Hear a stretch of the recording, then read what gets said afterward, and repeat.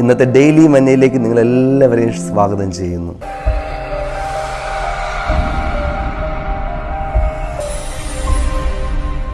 ഫിലിപ്പിയ എന്ന മാസഡോണിയൻ പട്ടണത്തിലെ മനോഹരമായ ഒരു പുഴയുടെ തീരത്ത് ചില സ്ത്രീകൾ വന്നുകൂടിയിരിക്കുകയാണ്.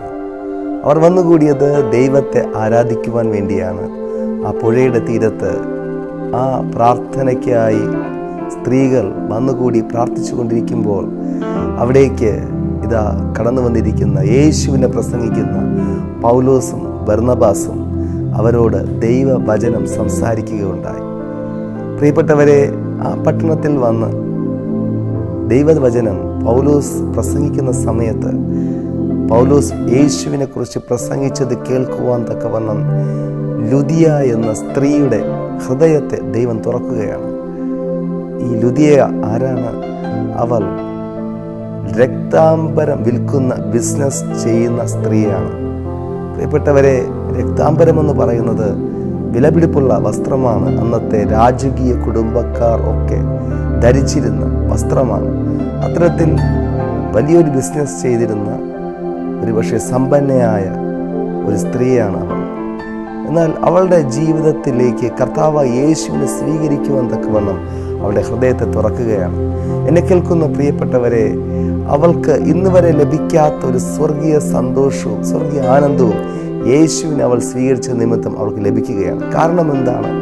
അവളുടെ ജീവിതത്തിൽ ഭരിച്ചിരുന്ന ഒരു ശൂന്യതാബോധമുണ്ടായിരുന്നു. ആ ശൂന്യതാബോധത്തിൽ നിന്നും അവളെ രക്ഷിച്ചത് യേശു കർത്താവായിരുന്നു. പ്രിയപ്പെട്ടവരെ, ഒരുപക്ഷെ നിങ്ങൾക്ക് സമ്പത്തുണ്ടായിരിക്കാം, വിദ്യാഭ്യാസം ഉണ്ടായിരിക്കാം, ലോകത്തിൽ വിവിധ പൊസിഷനുകൾ, ജോലികൾ, ഒത്തിരി കാര്യങ്ങൾ ഉണ്ടായിരിക്കാം. എന്നിട്ടും നിങ്ങളുടെ ഉള്ളിൽ മാറാതെ നിൽക്കുന്ന ഒരു ശൂന്യതാബോധം ഉണ്ടായിരിക്കാം. പ്രിയപ്പെട്ടവരെ, ഒരുപക്ഷെ ധാരാളം ഫ്രണ്ട്സ് നിങ്ങൾക്കുണ്ടായിരിക്കാം, ധാരാളം എൻ്റർടൈൻമെൻറ്റുകൾ നിങ്ങൾ പങ്കെടുക്കുന്നുണ്ടായിരിക്കും. എന്നിട്ടും മാറാത്ത ഒരു ശൂന്യതാബോധം ഹൃദയത്തിൻ്റെ അകത്തെവിടെയോ നിങ്ങളെ ഭരിക്കുന്നുണ്ടെങ്കിൽ ഞാൻ പറയട്ടെ, ആ ശൂന്യതാബോധം മാറ്റുവാൻ യേശുവിന് മാത്രമേ സാധിക്കുകയുള്ളൂ. ധാരാളം പേർ പ്രകാരം പറഞ്ഞു, ഞങ്ങൾ ചിന്തിച്ചത് പണം സമ്പാദിക്കുമ്പോൾ ഈ ഹൃദയത്തിലൊരു നിറവുണ്ടാകുമെന്നാണ്. എന്നാൽ പണം സമ്പാദിക്കും തോറും നല്ലത് തന്നെയാണെങ്കിലും ഹൃദയത്തിൻ്റെ ശൂന്യാവസ്ഥകളുടെ ആഴം വർദ്ധിക്കുകയാണ് ചെയ്തത്.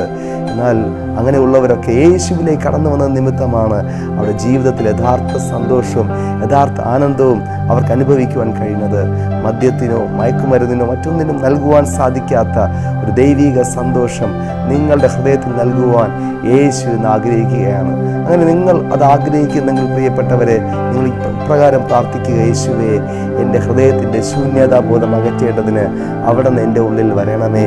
എൻ്റെ തെറ്റുകൾ അങ്ങ് ക്ഷമിക്കണമേ. അങ്ങയുടെ ക്രൂശിലെ രക്തത്തിൽ എന്നെ കഴുകണമേ. നിങ്ങൾ പ്രാർത്ഥിക്കുക. നിശ്ചയമായും ഈ സന്ദേശം കേട്ട് നിങ്ങൾ പ്രാർത്ഥിക്കുമ്പോൾ തന്നെ നിങ്ങളുടെ ഹൃദയത്തിൻ്റെ ശൂന്യാവസ്ഥകളെ ദൈവം എടുത്തു മാറ്റുകയാണ്. ദൈവം നിങ്ങളെ സന്ദർശിക്കുകയാണ്. നിങ്ങളെ ദൈവം അനുഗ്രഹിക്കുമാറാകട്ടെ. God bless you.